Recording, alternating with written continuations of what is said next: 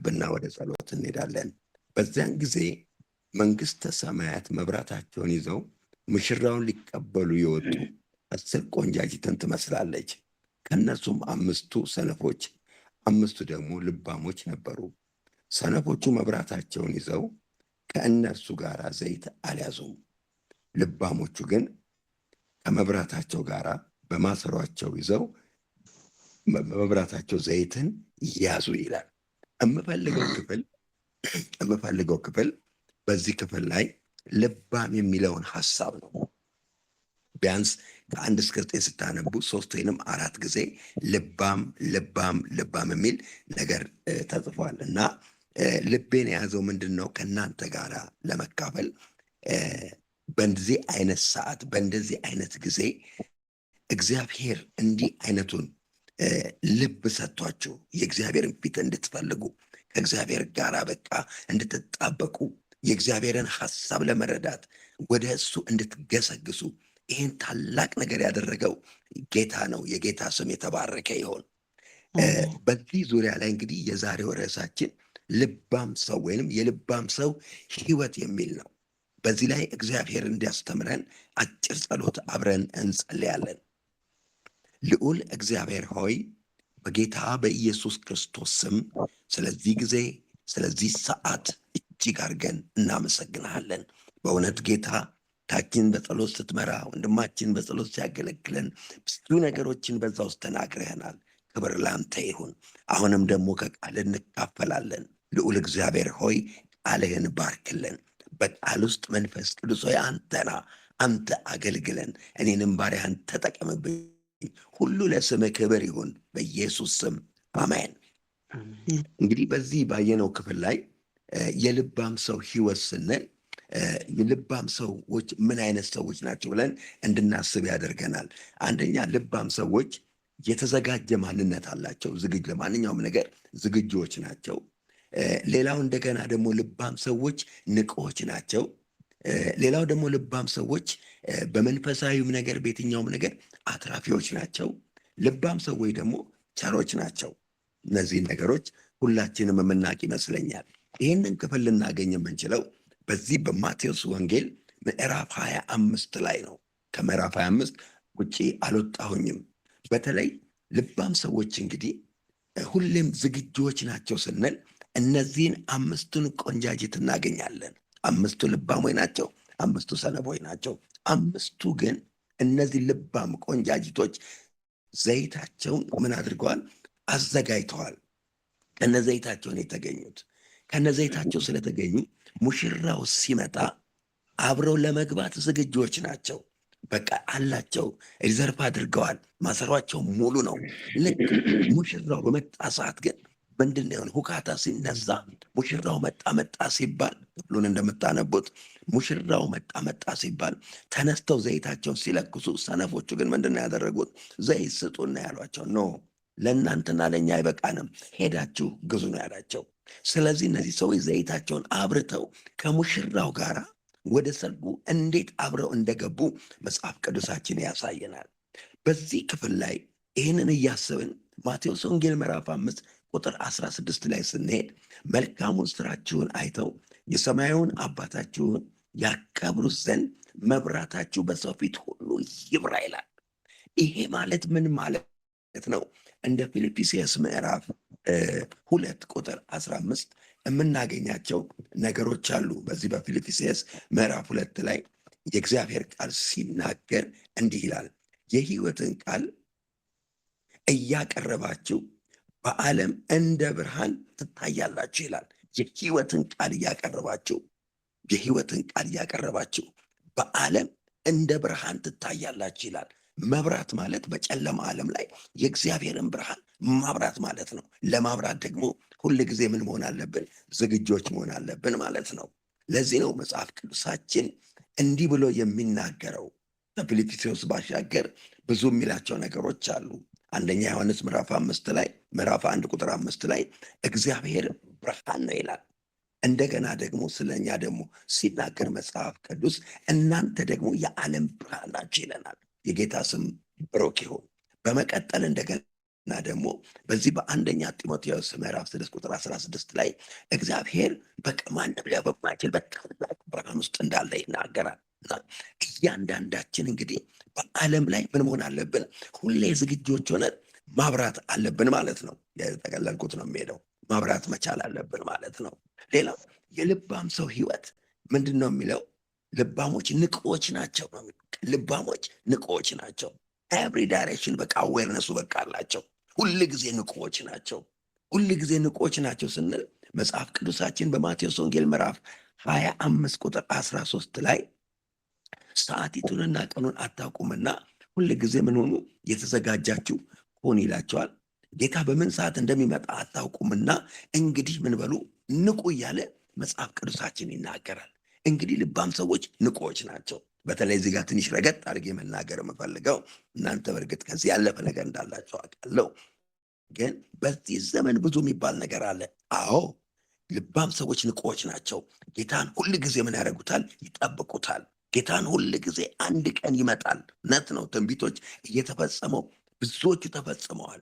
ብዙዎች ተፈጽመዋል። ያለነው የመጨረሻ ዘመን ላይ ነው። ሁል ጊዜ ዝግጁ መሆን አለብን። ግን ያችን ሰዓት ግን ጌታ የሚመጣበትን ከአባት በቀር ማንም አያውቅም። እኛ ግን ሁሌ ተዘጋጅተን መጠበቅ አለብን። ለዚህ ማቴዎስ 24 ቁጥር 42 ላይ ይናገራል። ሉቃስ ምዕራፍ 12 ቁጥር 40 ላይ ደግሞ እንዲህ ይላል፣ ተዘጋጅታችሁ ኑሩ ይላል። በቃ ሁል ጊዜ የተዘጋጀ ማንነት፣ በቃ በንቃት የተዘጋጀ ማንነትን ይዘን ልንኖር ይገባል። የተዘጋጀ ማንነት ይዘን ለመኖር ደግሞ በጽድቅ በቅድስና እግዚአብሔርን በመፍራት ለእግዚአብሔር በመሰጠት እሱን በማክበር በሕይወታችን እሱን ከፍ ከፍ በማድረግ ክብርን ለእሱ መስጠት መኖር እንዳለብን መጽሐፍ ቅዱሳችን ይነግረናል። አንደኛ ቆሮንቶስ ምዕራፍ 16 ቁጥር 13 ላይ ደግሞ ጭራሽ እንድንነቃ ይነግረናል። ንቁ ይለናል ሐዋርያው ጳውሎስ። እንግዲህ የምንነቃበት ምክንያት ምንድን ነው? ነቅተን ዘመኑን ምን ማድረግ አለብን? መዋጀት መቻል አለብን። ነቅተን ምን ማድረግ አለብን? ለሌሎች የእግዚአብሔርን ሐሳብ፣ የእግዚአብሔርን አጀንዳ፣ የእግዚአብሔር የልቡን ሐሳብ ሼር ማድረግ ማካፈል መቻል እንዳለብን መጽሐፍ ቅዱሳችን ይነግረናል። እንግዲህ ልባም ሰዎች ሌላው አትራፊዎች ናቸው። ልባም ሰዎች አትራፊዎች ናቸው። የእግዚአብሔር ስም ለዘላለም የተባረከ ይሁን። በዚህ በማቴዎስ ምዕራፍ 25 ከቁጥር 14 እስከ 23 ላይ የምናገኛቸው ነገሮች አሉ። ለነዛ ሰዎች ምን ይላል ጌታ ኢየሱስ?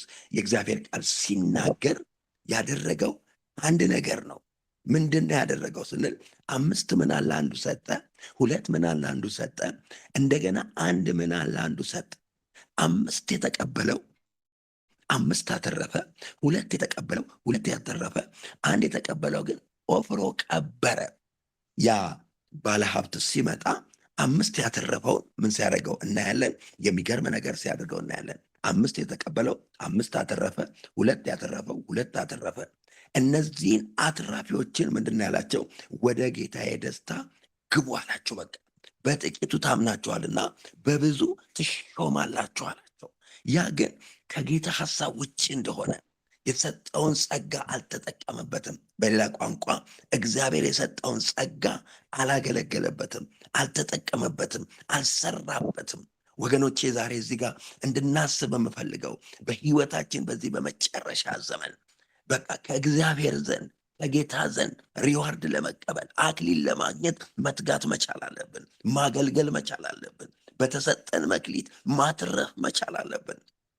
ለምሳሌ በዛ ባላችሁበት ምድር እያንዳንዳችሁ ባላችሁበት ምድር ላይ የተለያየ ስራ ሊኖራችሁ ይችላል። ነጋዴ ልትሆኑ ትችላላችሁ። በተለያየ ሙያ የተሰማራችሁ ሰዎች ልትኖሩ ትችላላችሁ። ሁላችሁም ግን በተሰጣችሁ ነገር በቃ ልባሞች ስትሆኑ ንቆይ ስትሆኑ ነው ያን ጊዜ ምን የምታደርጉት? አትራፊ የምትሆኑት በምድራዊ እንኳን ነገር ላይ። ስለዚህ በመንፈሳዊም ነገር ላይ አትራፊ መሆን መቻል አለብን። ልባሞች አትራፊዎች ናቸው። አትራፊዎች ነን እኛ አገልጋዮች። ማትረፍ መቻል አለብን። በዚህ ዘመን ምድራዊን ነገር ላይ እያለን ምን መሆን አለብን? የእግዚአብሔርን ሐሳብ በዚህ ምድር በስፋት ለማገልገል በወንጌል ዙሪያ ላይ፣ በመንፈሳዊ ነገር ላይ፣ በወንጌል ስርጭቱ ላይ፣ ሰዎችን ጠርቶ ማስተማር ላይ ተግተን ዋጋ በመክፈል ለእግዚአብሔር ክብር ሰዎችን ከሞት ወደ ሕይወት ለማስመለጥ ትልቅ ትርፍ ማምጣት መቻል አለብን። እግዚአብሔርን ደስ ለማሰኘት እግዚአብሔርን ለማክበር በመሰጠት መስዋዕትነት በመሆን ሌላ ነገር እግዚአብሔርን ምን ማድረግ አለብን? ማስደሰት አለብን። ትርፋ መሆን መቻል አለብን ብዬ አምናለሁ። ሌላው የልባም ሰዎች ህይወት ቸርነት ነው። በዚህ መጽሐፍ ላይ ስናይ በተለይ ማቴዎስ 25 ቁጥር 40 ላይ ቸርነትን ያደረጉ ሰዎችን ጌታ እንዴት አድርጎ እናንተ አባቴ ብሩካን ወደ ተዘጋጀላችሁ ርስት ግቡ ሲላቸው እናያለን። እነዛን ደግሞ ወደ ተዘጋጀላቸው እሳት ባሕር ሲነዳቸው እንመለከታለን። በዚህ ክፍል ላይ በጣም ሄዳችሁ ስታነቡ የምታገኙት የእግዚአብሔር ቃል ለነዛ ሰዎች ጌታ እንዲያደረጋችሁልኝ፣ ተርቤ አበላችሁኝ፣ ተጠምቼ አጠጣችሁኝ፣ ታርዤ አለበሳችሁኝ፣ ታምሜ ጠየቃችሁኝ፣ ታስሬ እንዲጠየቃችሁኝ ብሎ ሲላቸው ጌታ ሆይ መቼ ይህንን አደረግን? ምን ሰዓት መቴን አደረግን? ብለው ሲጠይቁት ከነዚህ ሁሉ ለዚህ ታናሽ አደረጋችሁ ማለት ለእኔ አደረጋችሁ ማለት ነው ብሎ ጌታ መልስ ሰጣቸው እንመለከታለን። ዛሬ ይህን ቃል የምትሰሙ ወገኖቼ ሆይ ጌታ አሁን ቢመጣ እኔና እናንተ ተዘጋጅተን ይሆን? በህይወታችን እግዚአብሔርን ደስ ማሰኘት ዝግጆች ሆነን ይሆን ያለ ነው? በተሰጠን ጸጋ እያገለገልን ይሆን ያለ ነው? እግዚአብሔር በሰጠን ጸጋ እያገለገልን ይሆን ያለ ነው? በቸርነት ላይ ምን እየሰራን ይሆን? በንቃት የጌታን ሐሳብ የጌታን ፈቃድ ሐሳቡን ፈቃዱን በመኖር በመታዘዝ ጌታን እየጠበቅን ይሆን ያለ ነው? እምን ላይ ይሆን ያለ ነው? ራሳችንን እንድናይ እኔም ራሴን እንዳይፈልጋለሁ። ምን ያህል ነው እግዚአብሔርን በደስታ በፍቅር በመሰጠት ዋጋ በመክፈል እያገለገልኩ ያለሁት ብዬ ራሴን እንዳያደረገኝ ቃል ነው ያነበብኩ ያካፈልኳቸው ያለሁት አንድ ምዕራፍ ነው። ማቴዎስ ምዕራፍ 25 ላይ ያለ ክፍል ነው። እና ጌታን ምን ያህል ደስ ለማሰኘት ተዘጋጅተናል? ምን ያህል በትጋት የእግዚአብሔርን ሐሳብ አገልግለን ለሌሎች ተርፈን ብዙ አክሊል ከጌታ ለመቀበል ምን ያህል ተዘጋጅተናል? አዎ ሪዋርድ አለን፣ አምናለሁ። በሰራ ነው ልክ ሪዋርድ አለን። ግን ተዘጋጅተናል ወይ? የት ነው ያለ ነው? እምን ላይ ነው ያለ ነው ብለን አስበነዋል ወይ? ጌታ ሊመጣ ነው፣ እውነት ነው። ምን ያህል ተዘጋጅተናል? ምን ያህል ጌታን በቃ ደስ አሰኝተነዋል? ትጋታችን ምን ላይ ነው? አሁን እንደምትጸልዩ አውቃለሁ። አሁን እንደምትተጉ አውቃለሁ።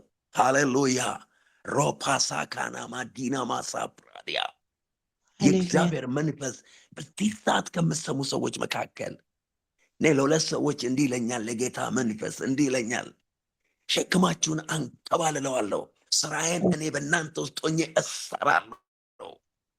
ስጋት ያለባችሁ ሰዎች ናችሁ፣ አትስጉ፣ እኔ በፊታችሁ እወጣለሁ ይላል ጌታ።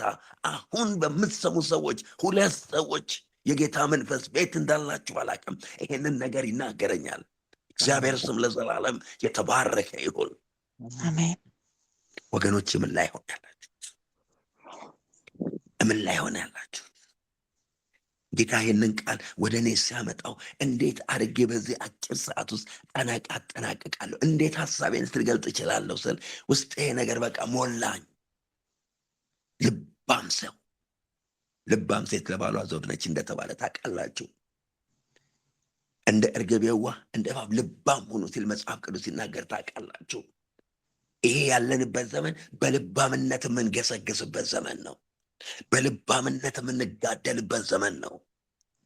መጋደላችን ከደምና ከስጋ ጋር አይደለም፣ ከኃይላት ከስልጣናት አለቆች ምናምን ሰራዊቶች ጋር ነው። እንዲህ ነው የምንጋደለው። ልባም ሰው ነው ሊጋደል የሚችለው። ልባም ሰው ነው ተጋድሎ ማስለቀቅ የሚችለው። ከህይወቱ ክፉን ነገር ማስለቀቅ የሚችለው፣ ከአካባቢው ክፉን ማስለቀቅ የሚችለው ልባም ሰው ነው። የሚጋደል ሰው ነው። ወደ እግዚአብሔር የሚጮህ ሰው ነው። ሃሌሉያ ሮባ ጋላባዲያ ረስ ተገለበዶነማስ። ስለዚህ ወገኖቼ ምን ያህል ተዘጋጅታችሁ ይሆን? እግዚአብሔር አምላክ ልባም ሰዎችን ይፈልጋል። የሚጸኑ ሰዎችን ይፈልጋል። ብርቱ ሰዎችን ይፈልጋል። የሚቆሙ ሰዎችን ይፈልጋል። እግዚአብሔር ስሙ ለዘላለም የተባረከ ይሁን። ይህን ቃል እያሰብን አብረን እንድንጸልይ ይፈልጋለሁ። ይህንን ቃል እያሰብን ምን ያህል ልባሞች ነን? ምን ያህል ተዘጋጅተናል? ውስጣችን ምን ያህል በቃ ጸንቶ ቆሟል? አዎ ብዙ እኮ ነገሮች እኮ አሉ፣ ብዙ ቻሌንጆች አሉ። በቻሌንጁ ላይ ግን ቆመን ሃሌሉያ የእግዚአብሔርን ሀሳብ ለማገልገል የእግዚአብሔርን አጀንዳ ለማስፈጸም ምን ያህል ተዘጋጅተን ይሆን? እግዚአብሔር ጸጋን እንዲሰጠን፣ እግዚአብሔር ኃይልን እንዲሰጠን፣ እግዚአብሔር ብርታትን እንዲሰጠን፣ ልባሞች እንዲያደርገን በእግዚአብሔር ፊት እንጸልያለን።